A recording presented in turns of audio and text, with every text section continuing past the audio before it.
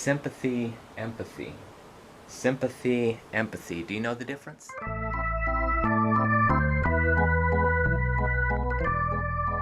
Hi, I'm 𝐜𝐡𝐚𝐧𝐿, and I'm the author of Juggling the Issues Living with Asperger's Syndrome, about my first-hand perspective. And something that I've, heard for several years is about autism and sympathy and empathy. Well, what's the difference between sympathy and empathy? When I was getting recertified as an emergency medical responder in the summer of 2014 at OCC, the person, our instructor, asked us, does anyone know the difference?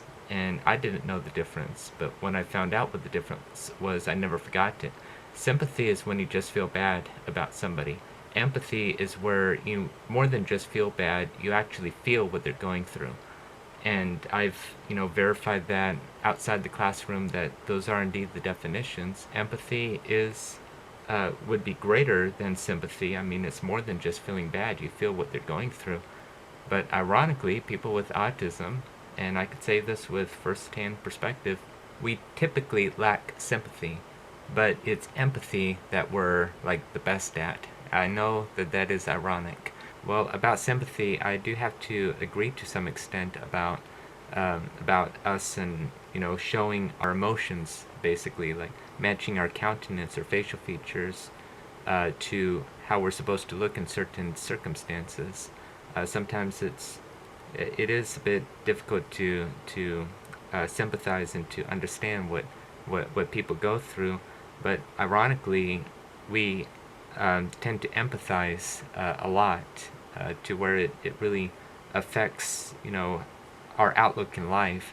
And I do make a couple of points here in my book. I have 4 places in here that I mention empathy or empathize. The first one is paragraph 1 of chapter 12 on page 83. Sometimes I seem to live vicariously with people who are completely friendless, and that bothers me. I empathize with them. I know what they are feeling. I understand all the hurting inside. I feel those feelings myself. I start to feel selfish. And I italicize empathize. I emphasize the word empathize, as well as the word know, understand, as well in that first paragraph. I do empathize with people. I know what it feels like. If they're hurt, then I'm hurt. And the next one is on page 85, a few pages later. I say, I am not dwelling on these things because it is not just me. I am empathetic toward others. I should not feel egotistical or be mad because some people treated me differently. I feel sorry for all those who were teased and even bullied 100 times more or 10 times less than me. I know how it feels. I have hundreds of friends, but some people may only have 1 or 2. So I'm just, I really empathize toward certain people. It's like I feel what they're going through because I've felt it myself, and with autism I could only imagine if you would multiply that amount of pain and hurt and such. Going to the next one on page 125 in the chapter called An Olive Branch and a Soliloquy, that should be chapter 17 if I remember correctly, I write, on occasion a miniature soliloquy just might begin if I get mad at witnessing people treat others horribly. I empathize with those who are hurt and start to make up a scenario of what would happen if I were in that person's shoes. I usually get ready to counterattack, peacefully of course, with words. Perhaps we will end up befriending each other in the end. Hopefully. It happened before with me and others. Other times, a soliloquy starts when I'm reading a story or watching a movie, even if it is fictional. What I meant by that is sometimes I empathize with characters that are fictional, whether it's a movie or an animated show that I watched as a child, or that was made when I was a child, or that was made decades ago in the 40s, 50s, 60s. I mean, I just sometimes feel bad that it affects me, every day. It affects my social interactions, like when I went to school, or as I was going through school, as I go through my university education right now, and as I interact with other people. Sometimes I'm I may seem a little shy or slow or something. And part of it, maybe not all of it, but part of it is due to, empathy. And I don't want anything to be repeated for not just me, of course, but for everybody else. I don't want anybody else to, be treated horribly. Sometimes I start to panic, even if I'm witnessing something, whether it's a YouTube video or another video or even in person, and I just panic if I feel like a knockout, drag out fight, whatever the expression is, or a verbal fight or something, and I start to feel pain and such, physical pain, emotional pain, and such. And then the last one is in the last chapter, The Laughter of Slapstick Comedy. Oh wait, on page 209. And here I'm telling a story. My mother told me a story back when I was around 10 or 11. When she was in high school, a man in the parking lot of the Golden Pheasant restaurant in Torrance asked her if she had money or something to eat. So she gave him some money. When they were driving away, she saw him through the passenger window eating his hot dog. To my mother, that was a sad moment, because the man did not have money to buy himself something to eat. Hearing the story that happened almost a couple of decades before I was born, I totally empathize with that man. We are not sure if he is still alive, and that it just that really made me feel sad, and when I'm sad and I empathize with others, whatever I'm empathizing over, I'm not joking, but I lose my appetite. I feel queasy sometimes. I lose sleep sometimes, and I mean, there's a lot of things that that happen to me that causes that. But even when it happens to other people, I could get a little shaky. I could, not finish my meal, or snack or whatever I'm eating or drinking. Maybe I'm just drinking water and or juice or something, and all of a sudden something happens and such. So anyway, I do, I guess, want to keep this short because I could go on and on. Please, if you want to know more about this topic and such, I would recommend the very last short story, chapter 29, that I just read part of, The Laughter of Slapstick Comedy. Oh wait, you will understand hopefully a lot more, and if there's some things that aren't clear, then please ask me. I'd be happy to clarify what I said. But chapter 29, The Laughter of Slapstick Comedy, oh wait, I mean, you've got to, or I recommend, not you've got to, but I recommend for you to watch that, because you'll understand how much hurt I sometimes feel at when it's other people's expenses. It's I mean, I tell stories in there, and everything that's bothered me, and a lot of the stories, some were real and others were total hypotheticals, and some of the hypotheticals were very unlikely hypotheticals. In the middle of editing this video, I thought of a couple of more examples to hopefully drive my case in point home in lieu of continuing to go on and on. I think that these next couple of stories might, really solidify things. A couple of the stories I'm really not proud of, but I feel like I've, got to be honest. I mean, I'm honest at Royal Rangers, I was honest, at youth about, who I am and everything, like very honest, and there are things that I'm not proud of, and I hope that if I speak things that I'm not proud of, maybe it might get people to understand. It may also get people to not repeat some of the things. So let me begin with a couple of the stories that I'm not proud of to illustrate my case in point about sympathy, and how we typically lack sympathy to an extent. I mean, I'm not saying we're devoid of sympathy, but I'm just saying there were a couple of times when I've witnessed in my life people that have fallen. Sometimes I witnessed, like right there, like right before my eyes, somebody fell, or I've heard like a crash, and then I come and see the commotion that's going on, and there were times when I was really young, like a young child, and in early or mid-elementary school when a couple of these things happen, and I can't especially back then, I couldn't really discern the difference between that and Home Alone. I mean, literally slapstick comedy and such.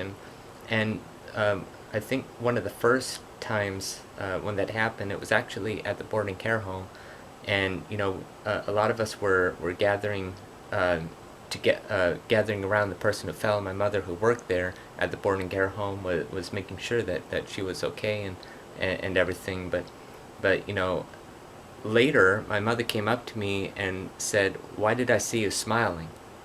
Or something like, "This isn't a joking matter or anything." And of course, I wouldn't have thought it was. I wouldn't think of it as a joke, but I just I don't know. And honestly, I'm not proud, but of that, to admit that. But that might be the lack of sympathy. I think that's the prime example to that. I mean, there's been times when it's not really somebody that fell, nobody really got hurt, but there were times when in elementary school when I would laugh and nobody else would laugh and such. Maybe a couple of people might chuckle only because I'm laughing, and they actually might be laughing at me, not with me, because of that. And I just don't know how to like vindicate like what I've done. I mean, what happened. Like, there was another time later when we were at, I believe this was later, when we were at a monthly Christian meeting that my mother and grandfather and I would often go to. And right before me, a person was there, and then she just disappeared right before my eyes. I mean, she fell down that fast, and we all gathered around her. And I was standing there. I mean, I was scared that I was accidentally going to smile and give the wrong impression. But at the same time, I'd be honest with you. I sometimes can't discern the difference between that and Home Alone. So technically, I'm blaming Home Alone and all the other slapstick comedies. I mean, they're ridiculously funny and such, and do cause laughter. But there's a real world, and in my autistic brain, I just can't differentiate that a couple of times. Well, later, my mother came to me and said, "Why were you smiling?" It's like, I even told myself I wasn't going to smile and such. It's just, I wasn't that strong enough and such. And I will tell you this is the conclusion of this part, that in my trilogy that's coming up, Witnessing Habakkuk, that's coming up, the boy, the character that has Asperger's, when he was young, I give a parallel story about that, when one of the grocers at the town, at the corner market, just fell and such, and I talk about that in my upcoming trilogy as like an allegory. Okay, now going back to a story to hopefully illustrate my case in point about empathy. Okay, and I was in elementary school. I estimate 4th grade, maybe late 3rd grade, probably 4th grade. I doubt 5th grade, but anyway, we were in recess, or at recess, and day after day, week after week, I would always see the same circle of friends. Like, there would be these like 3 girls that would always be like shoulder to shoulder and such, and laughing and talking all across the blacktop during recess and such. Other people played handball, other people played basketball and such, and everything. Well, there was one day when I was walking by on the blacktop, and I saw those 3 people, and they were laughing, they were giggling and such amongst themselves, and I guess they must have been saying something funny or something. And right before me, the middle girl just fell, just right there on the blacktop, just fell right then, like right before my eyes. And then, whenever something like that happens, every student outside comes pouring and surrounds the person who fell with a big, circle. And we just stand there and just stare. And I was looking, I didn't know what to do. I mean, it's like right before my eyes.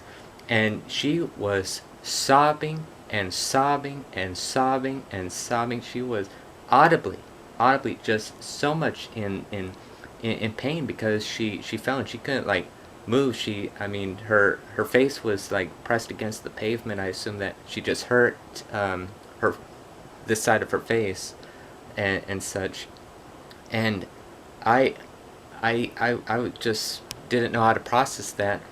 And I literally, as like a jolt, I literally, like, just almost, got emotional right then and there, just seeing her in tremendous pain, and sobbing and such.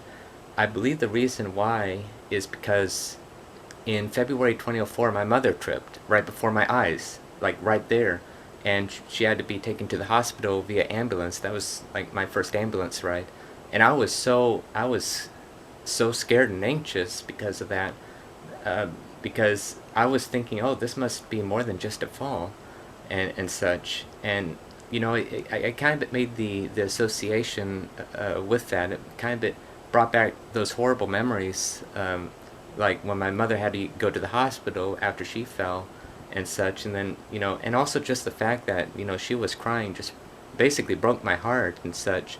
That is empathy right there. That is empathy. I've never forgotten it, and even I was thinking about that like in the past couple of years, the past few years, while writing my book. In fact, I think that the book that chapter 29, I think I originally had that story in there, if I remember correctly, and so I had to like think about it again, and still the same like jolt sometimes. I mean, it doesn't always happen, but like when I thought about that maybe like a year or two or three ago, I started to feel that just so sad, so crushed, so hurt to see that girl there just sobbing and sobbing.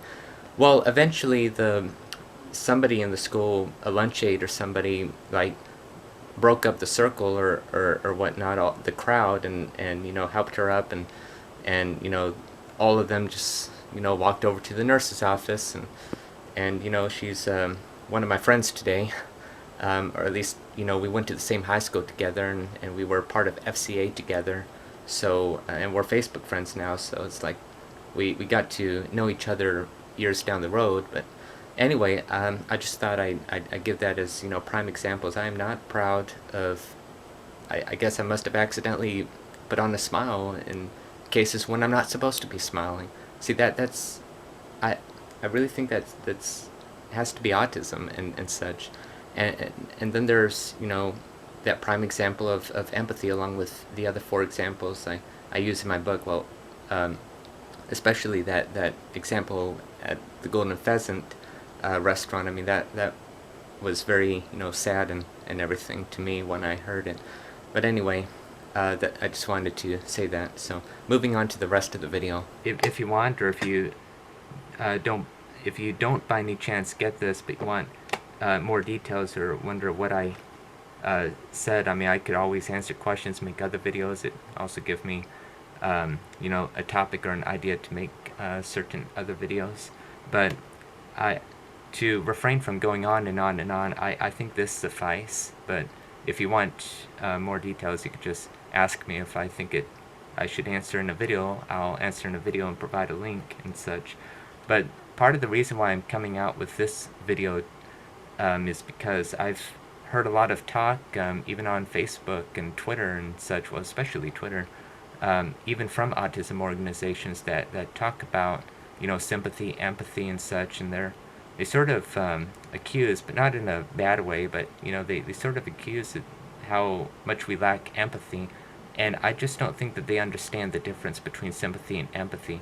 Sympathy, like feeling bad about a person, is sort of different than actually feeling what they're going through, to the extent that sometimes it messes with our nutrition or our sleep or circadian rhythm or whatnot. And I've basically, in these four examples that I put in my book, where I use the word or derivative of the word empathize, that should in itself prove that we can have empathy. Now, I do want to say that there's probably lots of autistics that probably can sympathize but not empathize. My point there is that if you meet one person with autism, you don't meet everybody with autism. Autism is a spectrum, like the electromagnetic spectrum, from gamma rays to radio waves. I mean, it's a spectrum. Not everybody is the same and such. But I would contend that there's a lot of people, a lot of us that can empathize. And even though I may have a hard time sympathizing, that doesn't mean another autistic has the same hard time with sympathizing. So I just thought I'd make this video from my first-hand perspective and such. I hope to be an encouragement, and if you could help out with me being encouragement, then I'd be delighted, and that would, you know, mean to like get my name and channel and such to news organizations, podcasts, radio, newspapers, and everything. I've tried everything for hours. I stayed up all night many times, all day many times, just trying to, you know, share from my heart my encouragement to help other people, to help humanity, and it's like I'm not getting too much of a chance, hardly any, like maybe just 1% or less of a chance. So if you can help with that, please do. I just want everybody, I just want to make a difference to everybody so that they don't feel you know, sad or bad or bullied or anything, that they won't be bullied, that the bullies will, you know, have a better outlook in life and stop being bullies and think, you know, good about themselves, lest we empathize and such. I mean, I'll continue to empathize in the current world that we live in unless I and other people go out to make a difference. I'm not the only person that is making a difference, just to say, but there's just not enough people, in my opinion, because, well, they're still bullying today. I know that other people are doing their best, but we need to, you know, really broadcast it and get out there, and I believe that this will really help, you know, put bullying to rest. And I know that this isn't the be-all, end-all, but I believe when we all work together, we can make this world a much better place than it is. So anyway, I hope to be an encouragement. That's the point of these videos. That's the point of this book. That's the point of my YouTube videos as well. I understand that I have a lot of basic YouTube videos and then YouTube videos that, you know, have an explicit point to it. The implicit point to my other videos, plane spotting, piano, home videos and such, is to hopefully instill motivation. Like, if I'm not giving up ever in video making and sharing with the world, maybe like entertainment, from juggling to piano to just photography and video making, then, you know, if I could do that, they can do that. If I don't give up on my passions, they won't give up on their passions and such, and I hope to encourage them like that. So that's some implicit messages in some of my other videos. Well, anyway, that's what I have to say. I hope that you remain strong and have an excellent day.